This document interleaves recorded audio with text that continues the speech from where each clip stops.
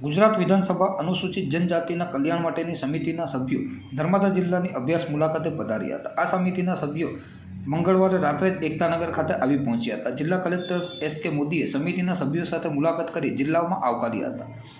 15મી ગુજરાત વિધાનસભામાં અનુસૂચિત જનજાતિઓના કલ્યાણ માટેની સમિતિમાં 11 જેટલા ચૂંટાયેલા ધારાસભ્યોનો સમાવેશ કરવામાં આવ્યો છે। આ સમિતિના અધ્યક્ષ અને સંખેડાના ધારાસભ્ય અભયસિંહભાઈ તડવીની સાથે કુલ 6 સભ્યો પૈકી ઝઘડિયાના ધારાસભ્ય રીતેશભાઈ વસાવા, દાતાના ધારાસભ્ય કાંતિભાઈ ખરાડી, દાહોદના ધારાસભ્ય કનૈયાલાલ કિશોરી, નાદોદના ધારાસભ્ય દર્શનાબેન દેશમુખ, વ્યારાના ધારાસભ્ય મોહનભાઈ કોકણી, નિઝરના ધારાસભ્ય જયરામભાઈ ગામિત અને છોટાઉદેપુરના ધારાસભ્ય રાજેન્દ્રસિંહ રાઠવા જોડાયા હતા। જ્યારે પલસી ખાતેના લિફ્ટ ઇરિગેશન પ્રોજેક્ટની મુલાકાત વેળા સમિતિ સાથે જોડાયા હતા। અનુસૂચિત જનજાતિઓના કલ્યાણ માટેની સમિતિના સભ્યોએ તેઓની અભ્યાસ મુલાકાતના પ્રથમ ચરણમાં નર્મદા ડેમ ટોપ ખાતે પહોંચી ઇજનેરો પાસેથી ડેમના બાંધકામ, પાણીનો જથ્થો અને કેટલા વિસ્તારમાં સિંચાઈ પીવાનું પાણી પૂરું પાડવામાં આવે છે તે સહિતની સમગ્ર વિગતો મેળવી હતી। બાદમાં ટીમ રિવરબેડ પર પાવર હાઉસની મુલાકાતે પહોંચી હતી, જ્યાં થઈ રહેલ વીજ ઉત્પાદન અને ગુજરાત, મહારાષ્ટ્ર અને મધ્યપ્રદેશ વચ્ચે વીજળીની થતી વહેંચણી અંગે વિસ્તૃતમાં માહિતી ઇજનેરો દ્વારા પૂરી પાડવામાં આવી હતી। સાથોસાથ વીજ ઉત્પાદન બાદ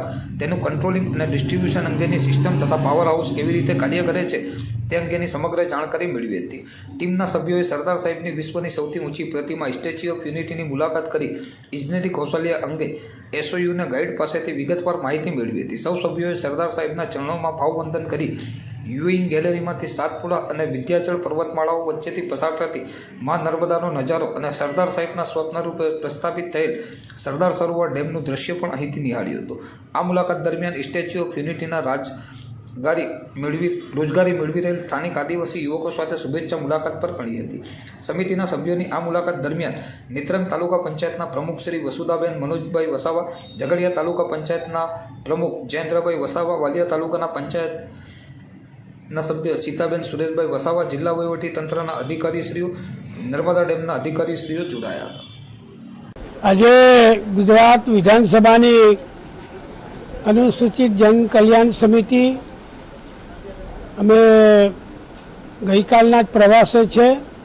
આજે નર્મદા જિલ્લામાં કરજણ ડેમ ખાતે આવી પહોંચ્યા છે અને મારી સાથે નાનોદના ધારાસભ્ય ડૉક્ટર દર્શના દેશમુખજી, અમારા મોહનભાઈ, અમારા જયરામભાઈ, અમારા રાજુભાઈ, ધારાસભ્યો સાથે આ કમિટીની સાથે અહીંયા ડેમની મુલાકાત લીધી।